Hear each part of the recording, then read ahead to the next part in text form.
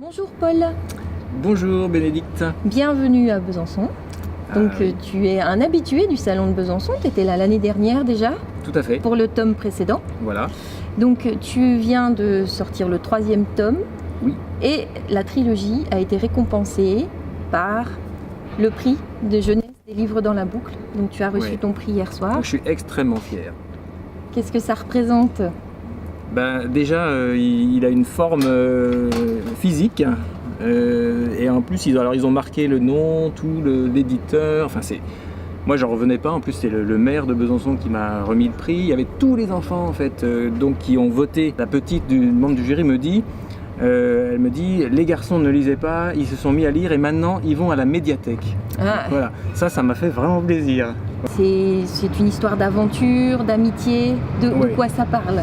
Voilà, c'est un peu, on va dire, une fable écologique. C'est une fantaisie animalière aussi, où on a donc en fait le jeu pour le renard vipère. Donc pour ceux qui ne le connaissent pas, c'est 3 équipes. On est à la fois une proie et un prédateur. Donc il y a 3 territoires qui se joignent en un seul endroit, le triangle sans nom, où là tout est permis, donc tout le monde mange tout le monde. Et puis il se trouve que le petit poussin, là, Albin, va se retrouver dans ce triangle alors qu'il n'a pas le droit d'y aller. Et bon, il est victime d'un complot. On pense qu'il va se faire manger, mais en fait non. Il va sympathiser avec une renarde et puis un petit vipéro. Et ensemble, Zora, ils vont, ouais. voilà, Zora et puis Zélis, et ils vont essayer de rétablir la paix plutôt que de faire la guerre et donc d'éviter la catastrophe écologique qui menace le territoire des vipères. D'accord. Voilà.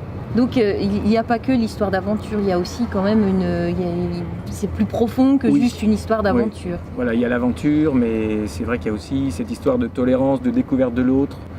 Il y avait des enfants qui m'ont demandé dans une classe pourquoi poule, renard, vipère, enfin pourquoi ces 3 espèces. Là, ça m'a un peu, je me suis dit, oula, la question là.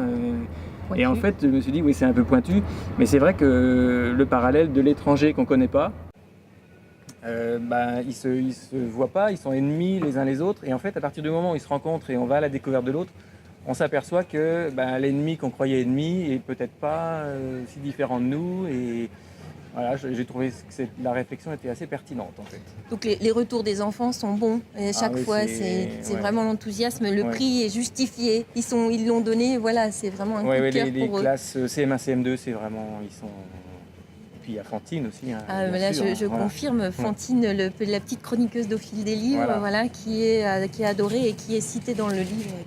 Ah mais ça c'était la moindre des choses parce que c'est vrai qu'elle a fait des super retours et c'est les meilleurs retours en fait, les retours des enfants. C'est eux le public, donc c'est eux qui vont pouvoir le lire et qui vont pouvoir faire les meilleurs commentaires, quoi.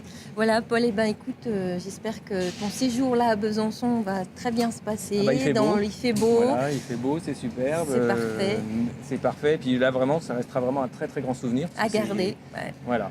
Donc je remercie aussi l'illustratrice parce que là je ne l'oublie pas, hein, Miss Patty qui a fait des couvertures absolument sublimes et puis l'éditeur Pulp Fiction, c'est un travail d'équipe. Voilà. Merci beaucoup, Paul. Et ben c'est moi.